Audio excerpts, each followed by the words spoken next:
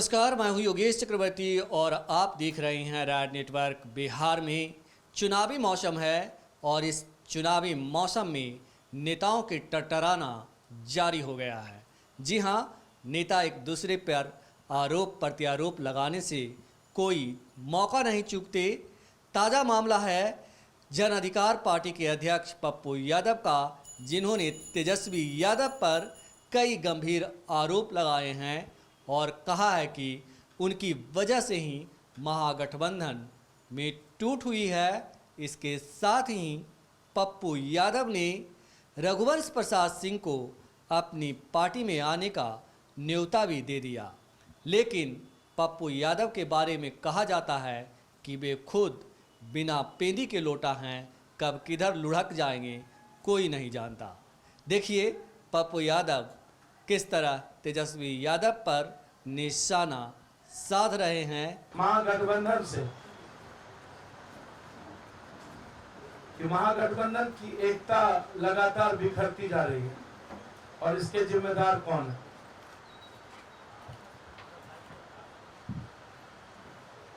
क्या कारण है, कौन है वो लोग कि आप महागठबंधन की बात कर रहे हैं और लोगों को आप भगाते जा रहे हैं। दूसरी तरफ उपेंद्र कुशवाहा जैसे कद्दावर और बड़े नेता के साथ भी विश्वासघात और अपेक्षा, ये क्यों? ये क्या संकेत है? शरद यादव के साथ उनके साथ भी उपेक्षा, मुकेश सहनी के साथ भी लगातार ये 90 का स्टाइल कब तक चलेगा और कब तक दूसरों को अपमानित करने के बाद आप क्या दिखाना चाहते हैं? मैं कांग्रेस पार्टी से आग्रह करूंगा, थोड़ी अपनी ताकत को पहचानिए। आप राष्ट्रीय पार्टी है और बड़ी भाई की भूमिका में आ रहे हैं इस बिहार को बचाने के लिए। कांग्रेस को लीड करना चाहिए। मैं कंप्लीट रूप से कांग्रेस के साथ खड़ा रहूंगा यदि कांग्रेस लीड करती है तो। और कांग्रेस यदि किसी अत्यंत पिछड़ा और दलित लीडरशिप को सामने लाती है तो बिना शर्त मैं कांग्रेस के साथ खड़ा रहूंगा।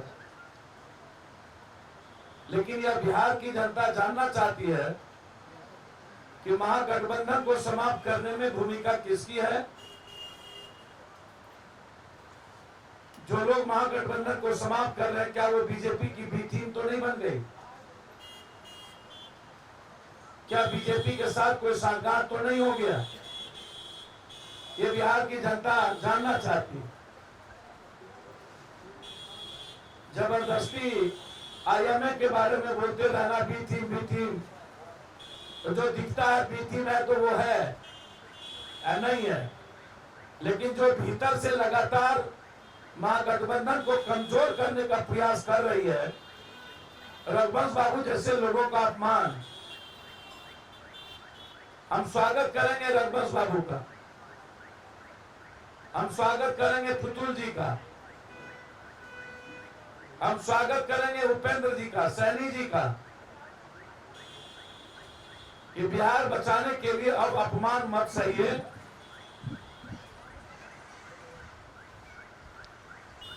बाल बचाने के लिए गले को मत काटिए उपेंद्र जी, रिक्वेस्ट है। आप लोग बड़े नेता हैं और कांग्रेस से आग्रह करेंगे कि अब आप बिहार में जो कांग्रेस की विचारधारा समाप्त किया है बिहार के लोगों ने, उससे निकलिए। दूसरा आग्रह मेरा, जो सबसे बड़ी चीज मैं कभी कभी समझ में नहीं आता, इस सुशासन बाबू के बारे में, ये 7 तारीख को वर्चुअल रैली करने में लगे हैं। सुशासन जी, मेरा आपसे आग्रह है कि जरा आप जवाब दें।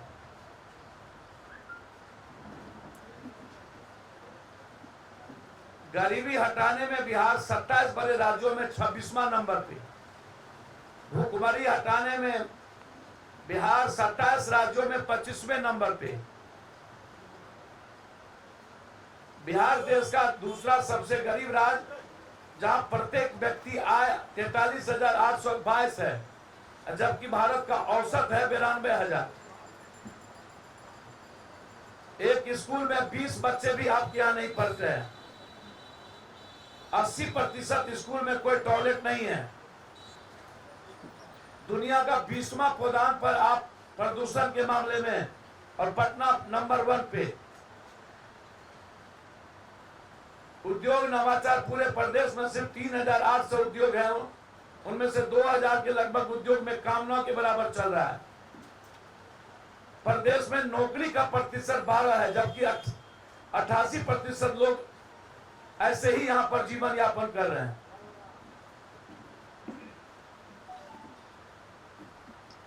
नियोजित संविदा, हमारे पीछे हमारे नेता संविदा के बैठे हैं, शंभू शंकर उपाध्याय जी, दिलीप कुमार सर्राफ जी अध्यक्ष, आशीष कुमार, कमलेश कुमार जी। आपने मुख्यमंत्री रहते हुए किस मुंह से घोषणा आप करते हैं? मुख्यमंत्री के रहते हुए आपने गांधी मैदान में घोषणा की थी, सभी संविदा और शोषित कर्मियों की सेवा अस्थायी करूंगा, अपूर्ण वेतनमान। क्या हुआ वादा? और उसके बाद भी आपको 16वां साल चाहिए। बिहार के सभी संविदा कर्मियों के नियम उच्च स्तरीय समिति की रिपोर्ट जो बिहार मंत्रिमंडल से पारित 12/5/34 दिनांक 17/9/29 को लागू करने का सरकार 2 वर्ष से लागू करने की बात आज तक नहीं हुई। मैं बिहार राज्य संविदा कर्मी महासंघ के कंप्लीट साथ हूं। लगातार सरकार का दमन संविदा पर चल रहा है। सरकार देने के बदले संविदा करने का पूरा प्रयास, इसलिए संविदा कर्मियों को वेतनमान लागू करिए। आप हमको धमकाइए नहीं नीतीश जी। कल बीत रही शिक्षक के साथ में पागलों की तरह कराऊं, गेस्ट फैकल्टी टीचर के साथ में जिसको मौत का डर नहीं, नीतीश बाबू आप जब तक संविदा और नियोजित को प्रेम दर्जा बना करके रखिएगा बिहार में, तब तक पप्पू यादव आर पार की लड़ाई। आप डराने का काम मत करिए, आप लगातार डरा रहे हैं। सोशल डिस्टेंस के नाम पर केस, ये क्यों?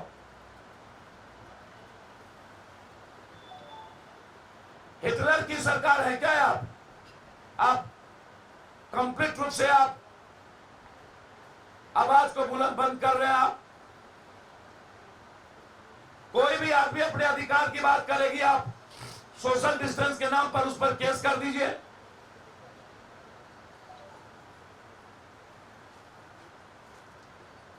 कल विद्वान शिक्षकों पर केस कर दिया गया,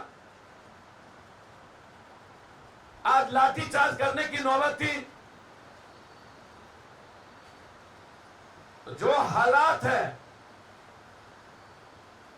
मैं सुशील मोदी से कहूंगा, आपका 95% जो ट्वीट होता है वो लालू फोबिया से होता है, निगेटिव होता है। 5 साल में आप दोनों क्या किए आप उसको ट्वीट करिए, औकात आपकी नहीं है।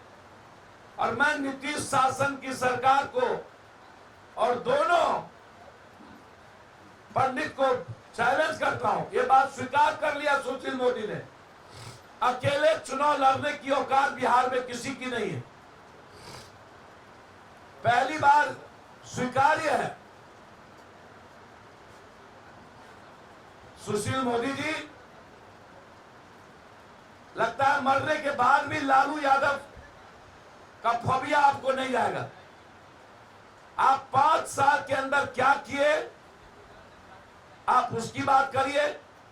7 घोटाले में आपकी भूमिका क्या क्या उसकी बात करिए। आप सृजन से लेके अन्य जगहों पर कहां उसकी बात करिए। आपके पास इतना पैसा और आपका भाई रियल एस्टेट का सबसे बड़ा नाम कैसे हुआ उसकी बात करिए। और बिहार को नाश करने में आपने क्या भूमिका निभाई उसकी बात करिए। बालू माफिया और सुशील मोदी के साथ क्या संबंध है आप उसकी बात करिए। आप उसकी बात नहीं करते, इसीलिए हम लोग पुनः मांग करते हैं